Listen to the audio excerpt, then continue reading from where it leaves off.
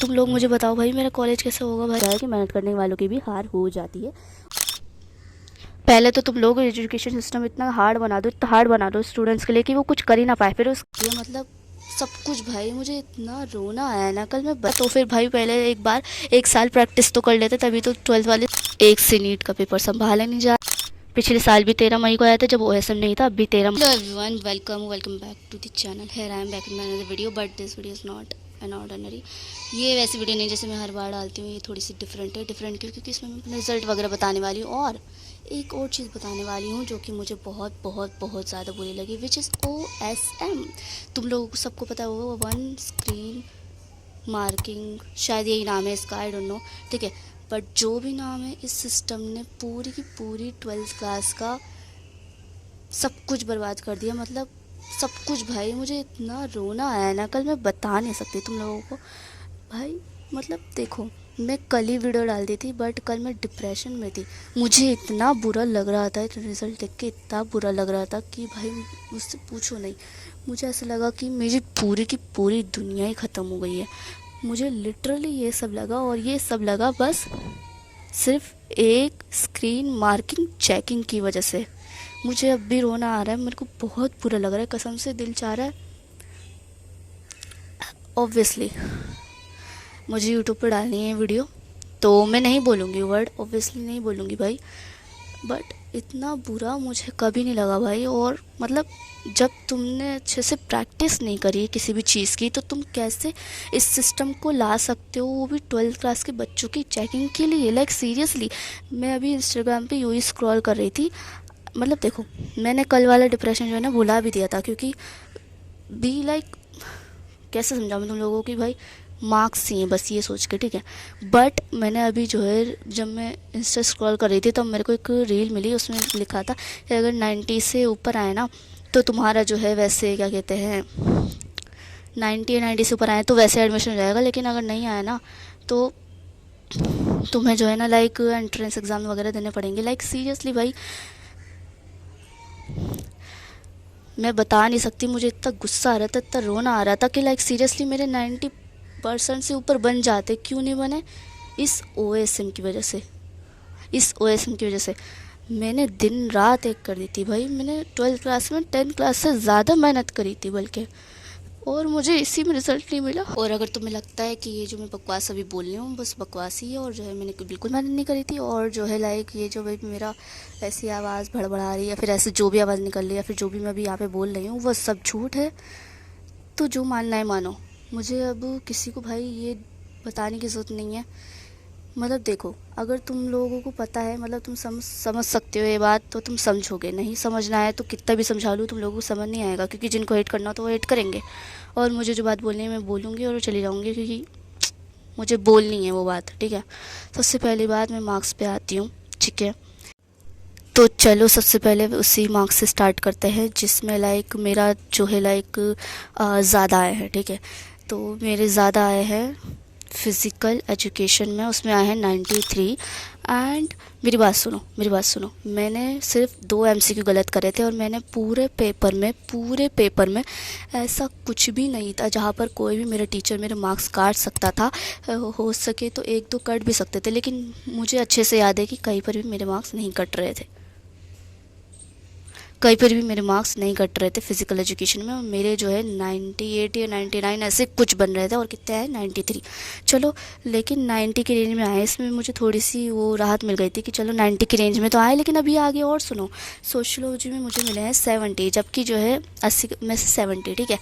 लेकिन और पूरे मिलाकर मुझे मिले 89, ठीक है, और प्रैक्टिकल भी मिले 19, वरना मेरे हो जाते 90। बट उस बात को छोड़ो, द थिंग इज़ कि मैंने सोशियोलॉजी में सब कुछ लिखा था, बस मैंने बता दिया था तुम लोगों को 2 मार्क्स का क्वेश्चन छूटा है और MCQ में गलती हो गई होगी।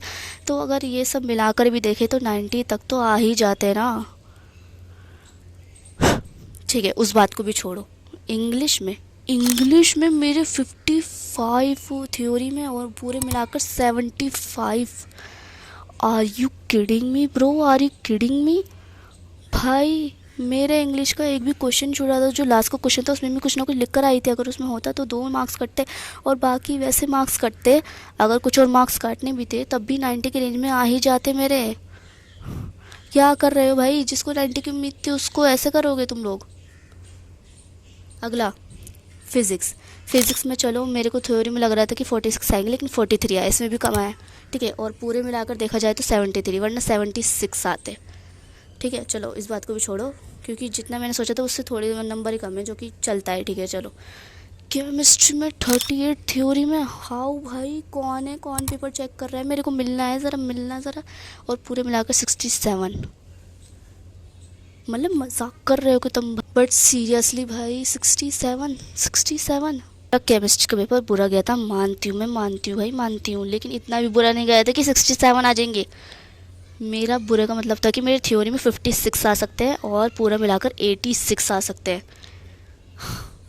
ये क्या बदतमीज़ी है, क्या बदतमीज़ी है ये? 76, 86 मैंने सोचा था 76 आ रहे हैं, सॉरी 73 आ रहे हैं बल्कि।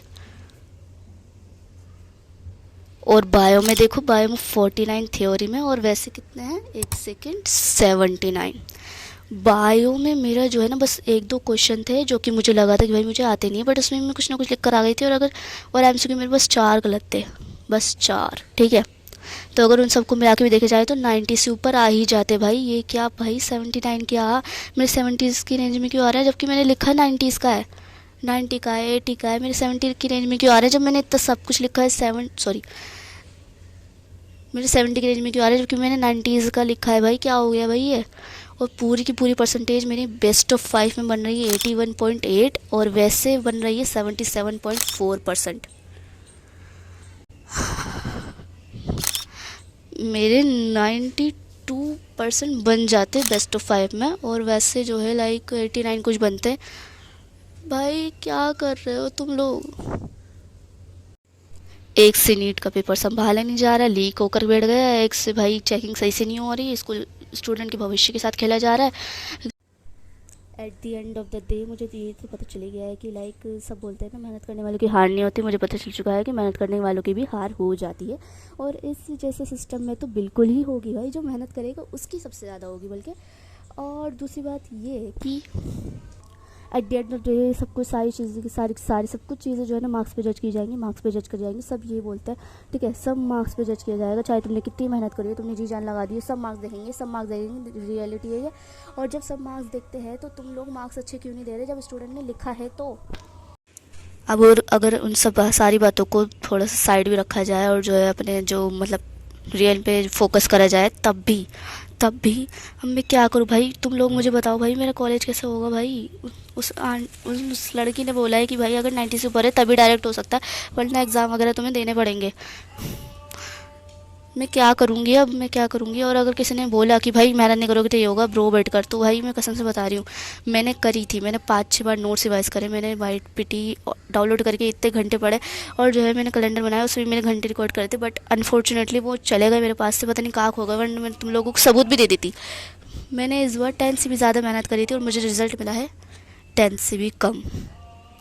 Y CBSE Y? अगर तुम लोगों को ऐसे ही करने आता तो फिर भाई पहले एक बार 1 साल प्रैक्टिस तो कर लेते, तभी तो 12th वाले स्टूडेंट पे अप्लाई करते। अगर नहीं होता तो भाई रहने देते ना, क्या ज़रूरत थी करने की?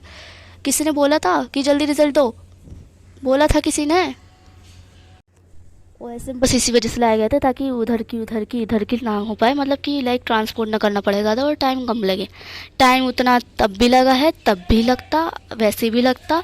और और भाई OSM की वजह से ज़्यादा फ़ायदा न होने की वजह से नुकसान हुआ है, बल्कि स्टूडेंट्स को हुआ है। CBSE को कुछ नहीं हुआ है, हमारा ही हुआ है। CBSE को कुछ नहीं हुआ, हमारा ही हुआ है।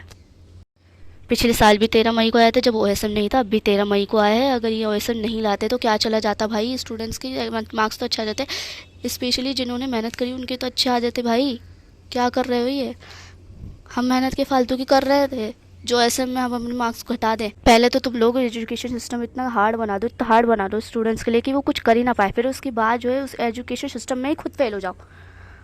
जैसे नीट में हुआ, नीट को इतना हार्ड बना दिया, इतना हार्ड बना दिया, तो सारे लोग आते हैं और उसी में लीक करके बढ़ गए। वैसे CBSE में इतनी हाइप बना रखी है कि भाई बोर्ड से फिर उसके बोर्ड्स के पेपर में ही OSM ला दो बच्चों के लिए, ताकि OSM से चेकिंग हो और बच्चों के कम मार्क्स आए, जबकि उनका स्पेशल ईयर है 10th में।